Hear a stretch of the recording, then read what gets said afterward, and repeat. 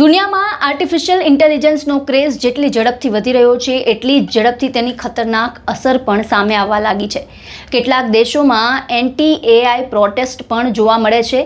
UN યુનિવર્સિટીના report મુજબ એઆઈનો ઝડપથી વધતો ઉપયોગ ઉર્જા, પાણી અને જમીન જેવા સંસાધનો પર મોટું દબાણ કરી રહ્યો છે. આ માત્ર ટેકનોલોજીનો મામલો નથી, પરંતુ હવે આ પર્યાવરણ અને ફ્યુચરની સ્થિરતા સાથે જોડાયેલો મોટો સવાલ થઈ ચૂક્યો છે.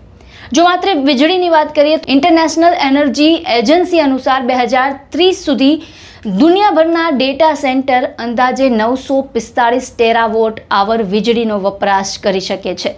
આ આંકડાને સામાન્ય ભાષામાં સમજીએ તો 945 ટેરાવોટ આવર વીજળીનો મતલબ છે જાપાન જેવા પૂરા દેશની વાર્ષિક વીજળીની વપરાશની બરાબર. એટલે કે જે વીજળી એક પૂરો વિકસિત દેશ ઉપયોગમાં લે છે એટલી વીજળી માત્ર એઆઈ અને તેનું ડેટા સેન્ટર છે તે ખાઈ જશે. આ ગ્લોબલ વીજળી વપરાશનો અંદાજે 3% હોઈ શકે છે. અને હજુ વધુ સામાન્ય ભાષામાં સમજીએ તો એક સામાન્ય ભારતીય ઘરમાં વર્ષભરમાં જેટલી વીજળીનો ઉપયોગ કરાય છે એટલી જ વીજળી એઆઈના સર્વર થોડી જ સેકન્ડમાં ઉપયોગ કરી નાખે છે. જ્યારે લોકો એક સાથે એઆઈને સવાલ પૂછી રહ્યા હોય છે ત્યારે પહેલાં વીજળી ફેક્ટરી, ઘર, ટ્રાન્સપોર્ટમાં ખર્ચ થતી હતી.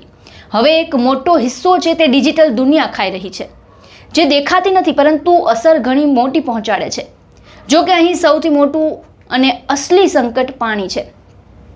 Earth.orgના રિપોર્ટ મુજબ 2030 સુધીમાં એઆઈ ડેટા સેન્ટર અંદાજે 9.3 ટ્રિલિયન લીટર પાણી વાપરી શકે છે. આ પાણી સર્વરને ઠંડુ રાખવા માટે ઉપયોગમાં લેવાય છે, કારણ કે એઆઈ મોડલ્સ ચલાવનારી ચિપ્સ ખૂબ જ વધુ ગરમ થાય છે. અને 9.3 ટ્રિલિયન લીટર પાણીનો મતલબ છે અંદાજે 1.3 અરબ લોકોની જરૂરિયાતની બરાબરનું પાણી.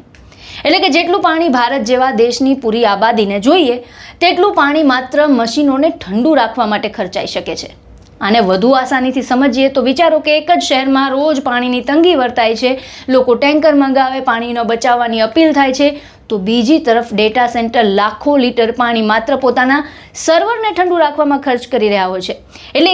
એટલે કે એક તરફ માણસ છે તે પાણી માટે ઝઝૂમી રહ્યો હોય અને બીજી તરફ મશીન એ જ પાણીનો ઉપયોગ કરી રહ્યું હોય.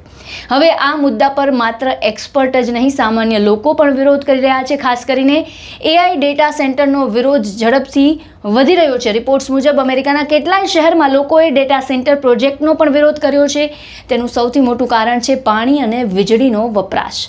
સ્થાનિકોનું કહેવું છે કે આ ડેટા સેન્ટરના કારણે તેના વિસ્તારમાં પાણીની અછત અને વીજળીના વપરાશ પર અસર પડી શકે છે. અમુક જગ્યાએ તો પ્રોજેક્ટ્સને રોકવા પણ પડ્યા. અમેરિકામાં ગત વર્ષે અંદાજે $200 અરબ ડેટા સેન્ટર પ્રોજેક્ટના વિરોધના ચાલતા કાં તો તેને રોકી દેવાયા અથવા તો તેને વધુ વિલંબનો સામનો કરવો પડ્યો.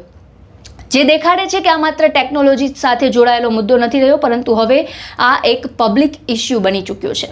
લોકોને ડર એ પણ છે કે કંપનીઓ તેના સંસાધનનો ઉપયોગ કરીને એઆઈ ચલાવી રહ્યા છે, પરંતુ તેનો ફાયદો સામાન્ય જનતાને એટલો નથી મળી રહ્યો. ખાસ કરીને પાણીની અછતવાળા વિસ્તારોમાં આ ચિંતા વધી છે. ત્યારે એઆઈનું ફ્યુચર જેટલું સ્માર્ટ દેખાય છે તેટલી પર્યાવરણ પર તેની ગંભીર અસર પણ થઈ રહી છે. શું દુનિયા એઆઈ અને નેચરની વચ્ચે બેલેન્સ બનાવી શકશે, કે પછી ટેકનોલોજી આ રફતાર આપણને નવા સંકટની તરફ લઈ જશે? આપનું શું માનવું છે આ સમગ્ર મુદ્દાને લઈને? આપના વિચાર અમને કોમેન્ટ બોક્સમાં જણાવો અને તમામ ન્યૂઝ અપડેટ માટે અમારી સાથે જોડાયેલા